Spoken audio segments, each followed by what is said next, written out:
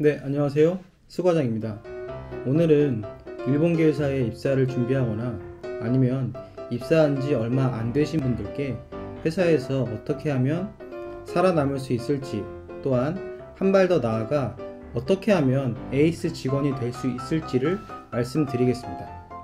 물론 이건 저의 개인적인 견해이기 때문에 모든 경우에 다 들어맞는 경우가 아니므로 본인의 회사의 상황과 본인의 능력, 환경을 감안해서 어느 정도 필터링해서 들어주시면 감사하겠습니다. 저는 일본계 회사를 한 곳이 아닌 총 4번의 회사를 경험했고, 심지어 지금은 일본 회사의 본사에서 5년 정도의 근무를 하고 있기 때문에 일본계 회사가 돌아가는 메커니즘과 생리를 잘 파악하고 있고, 그리고 지금 이 영상을 보시는 여러분들의 걱정이 뭔지 아주 잘 알고 있습니다. 그러니 이 영상 끝까지 보시면 반드시 도움이 될 것이라고 자부하기 때문에 끝까지 시청해 주시면 감사하겠습니다.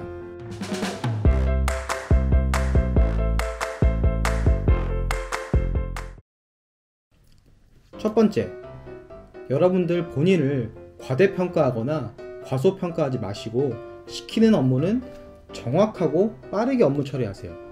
아니, 이게 뭔 당연한 소리냐고요?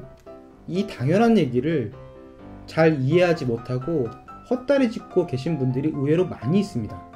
이건 일본계 회사뿐만이 아니라 모든 회사에 마찬가지인데, 회사에서 신입사원에게 바라는 것은 지금 현재의 모습이 아니라 향후 3년 뒤부터의 모습을 바라고 있습니다.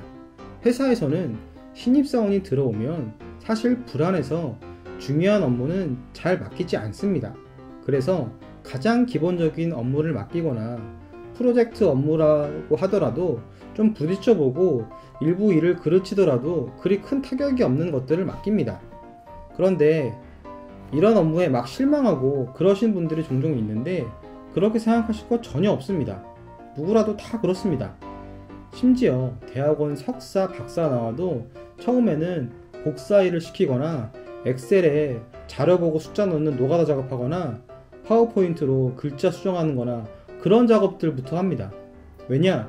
우선 중요한 업무는 뭔가 자세히 가르쳐 줘야 되는데, 이건 경험이 없는 사람한테 그냥 말로, 그리고 어떤 매뉴얼로 설명하기에는 너무 힘들기도 하고, 설명을 듣는 사원이 얼만큼 이해를 하고 있을지도 몰라서 잘 안 맡깁니다.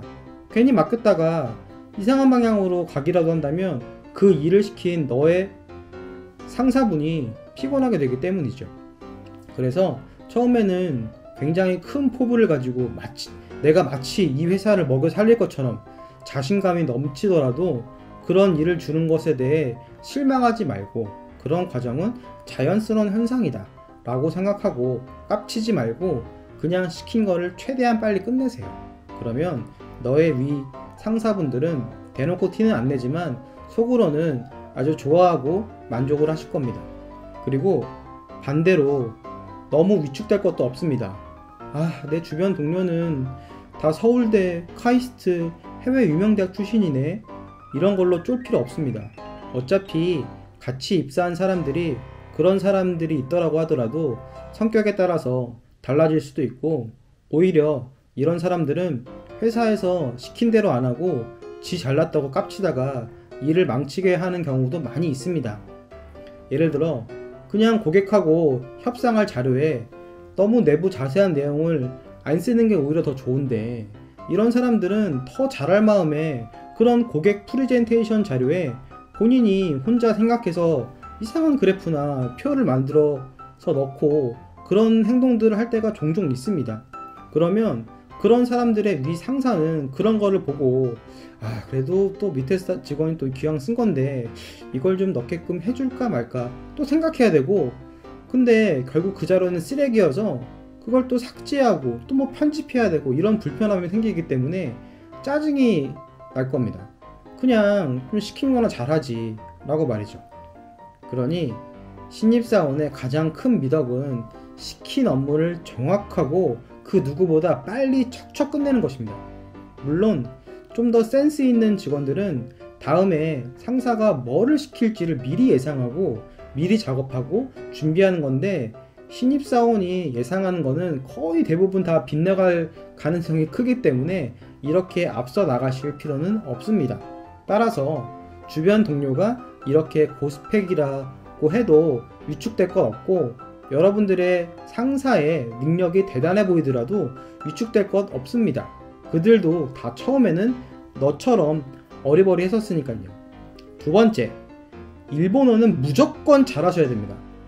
이제 본격적인 일본계 회사에 대한 얘기인데, 여러분이 일본계 회사에 영업이든 엔지니어든 인사든 경리든 품질이든 기획이든 어떤 직종이든 뭐든 본사가 일본이라면 회사의 기본 공통 언어는 일본어일 겁니다.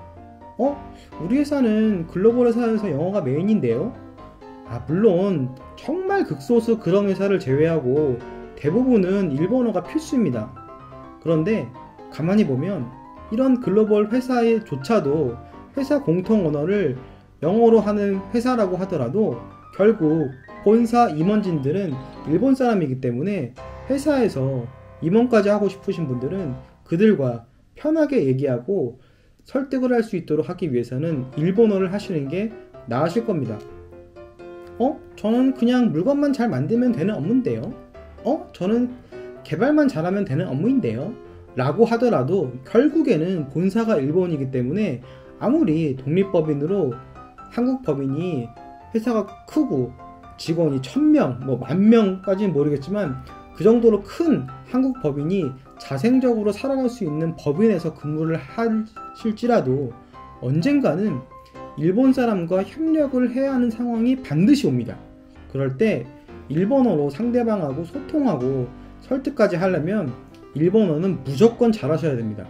제가 일본 회사에서 일본어를 빨리 향상시킬 수 있는 방법은 별도로 영상을 올릴 테니 여기서는 이 정도까지만 하겠습니다. 세 번째, 일본 본사의 직원의 말을 마치 상사의 지시인 것처럼 착각하지 마세요. 아직 일본어를 잘 못하는 사람은 일본 사람, 더군다나 본사의 직원의 말이라면 웬만한 큰 의심 없이 수용하는 경향이 있습니다. 이는 보통 우리가 미국 사람하고 대화를 할 때 영어가 잘 안 되니까 그냥 정형화된 그런 대답을 하는 경우가 많고, 외국인이 이렇다라고 하면 그런가 보다 하는 것과 비슷한 이치입니다. 왠지 일본은 우리보다 선진국이니까 일본 사람들은 다 우수하겠지 라고 생각하고, 일본 사람, 특히 본사 직원들이 얘기하는 게 마치 본사의 전체의 방침이고 지시인 줄 착각하고, 본사 일본 사람 담당자가 이렇게 얘기했으니 이게 맞겠지 라고 생각하는 것은 큰 오산이고, 이렇게 행동하시는 것은 큰 화를 불러일으킬 수 있습니다. 그러면 어떻게 해야 하냐고요? 우선 그 일본 사람하고 일본어로 설득해서 이길 자신이 없거나 그리 친한 사이가 아니라면 우선 내용을 전부 다 듣고 최대한 이해해서 메모해놓고 납득이 안 되거나 미심쩍은 게 있으면 반드시 여러분들의 상사하고 자세하게 상의하세요. 그리고 상사의 지시를 받으세요. 가끔 진짜 위험한 분들은 본인의 상사의 말보다 일본 본사 담당자의 말을 더 우선시하는 사람들이 있는데, 이렇게 하시면 정말 나중에 업무가 완전 꼬여버리게 돼서 그걸 여러분들의 상사가 뒷수습을 하느라 고생하시는 경우가 많기 때문에 꼭 주의를 하셔야 됩니다. 네 번째, 열정적으로 하시는 건 좋은데 너무 앞서가지 마세요. 이건 제가 많이 했던 시행착오였는데요. 처음에 너무 의욕이 앞서서 사내나 사외의 회의를 준비를 하면서 따로 자료를 만드느라 전날 밤까지 고생하거나 회사 메일을 밤까지 확인하고 밤에 메일을 보내거나 이러실 필요도 없으시고 오히려 더 부작용만 일으킵니다. 물론 정말 중요한 거면 그렇게 해야겠지만 웬만한 일은 이 정도까지 하실 필요 없으십니다. 물론 적당히 준비하고 열심히 하면 좋죠. 그런데 이게 무슨 부작용을 일으키냐면 다음에 세 가지 부작용이 생깁니다. 첫째, 당신이 준비하시는 게 진짜 회의 시간에는 별 쓸모 없을 확률이 큽니다. 혼자 이게 필요하겠지? 하고 막 전날 주말에 몇 시간 걸쳐서 만든 것들이 정작 본 회의에서는 진짜 필요하고 소용 있는 거는 여러분들이 만드신 그 자료에서 한 10% 정도만 쓰이고 나머지는 뻘짓을 했을 가능성이 큽니다. 여러분들이 회사 관리직이 아니면 여러분들이 생각하는 시야가 그렇게 넓지 않기 때문에 괜한 짓을 했을 가능성이 큽니다.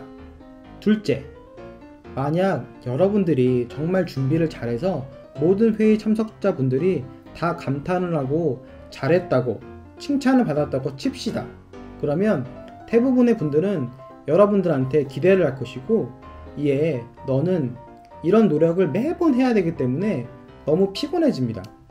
마라톤을 달릴 때 페이스를 조절해 가면서 달려야 되는데 초반에 100m 뛰듯이 다른 사람들을 초반에는 제쳤을지 몰라도 나중에는 지쳐서 오히려 꼴찌를 하게 될 경우랑 마찬가지입니다. 셋째, 진짜 여러분들이 잘했고 앞으로도 이렇게 충분히 할 수 있을 각오가 되어 있을지라도 여러분들의 동료가 피곤해집니다. 이분들은 너와 너의 동료 혹은 너의 선배까지도 비교를 하죠. 쟤는 이 정도까지 준비했는데 넌 안 해? 라고 너의 동료 혹은 선배가 이런 안 들어도 되는 꾸중을 받게 되는 거죠. 그러면 너는 너의 직속 상사한테는 이쁨을 받을지는 몰라도 주변 동료와 선배한테는 온갖 미움을 받게 됩니다. 그러니 잘 판단하고 너무 앞서가는 것은 좋지 않습니다. 다섯 번째, 일본 사람을 여러분 편으로 만드세요. 이건 좀 고도의 스킬이 필요할지도 모릅니다. 그러니 우선 일본어를 마스터하는 게 중요한데, 일본어를 완전히 마스터를 못했다고 할지라도 어느 정도 공부를 하고 중급 정도의 일본어를 하게 된다면 여러분들의 본사 파트너 일본 담당자하고는 소통하고 서로 이해할 수 있는 관계를 만드셔야 됩니다. 이걸 어떻게 하냐고요? 우선 여러분들의 상황을 정확하게 설명해 주시고, 잘 모르면 모른다, 내가 이런 업무를 받아서 이런 상황이고 저는 여기까지밖에 모르지만 이 부분까지 하려고 한다 라고 여러분들의 상황을 정확하고 이해할 수 있게 설명을 해주세요. 그리고 더 나아가서는 그 일본 담당자의 상황까지 최대한 이해를 하려고 해서 많은 대화를 하시는 게 중요합니다. 초반에는 업무에 관련된 애로사항에 대해서 서로 대화를 하고 그런 대화가 많아지고 시간이 어느 정도 흘러가면 자연스럽게 개인적인 얘기도 해서 이 사람의 성격을 파악한다거나 해서 이 사람의 업무 스타일에 따라서 이 사람이 어떤 것을 걱정하고 어떤 것을 중요시하는지를 알고 이해를 해 나간다면 차후에 이 사람을 설득을 시킬 수 있을 가능성도 올라갑니다. 그리고 우리는 같은 담당자 레벨이고 저도 사실 이렇게 하고 싶어서 하는 게 아니고 어쩔 수 없이 상사의 지시에 따라서 하는 거다, 뭐 이런 식으로 얘기를 한다던가, 같은 공동체 의식을 갖게끔 하면 뭔가 모르게 공동의식이 생겨서 서로 더 이해를 잘 하려고 할 것입니다. 이러한 과정을 반복하다 보면 자연스럽게 친해질 것이고 자연스럽게 여러분들의 편으로 될 수 있을 겁니다.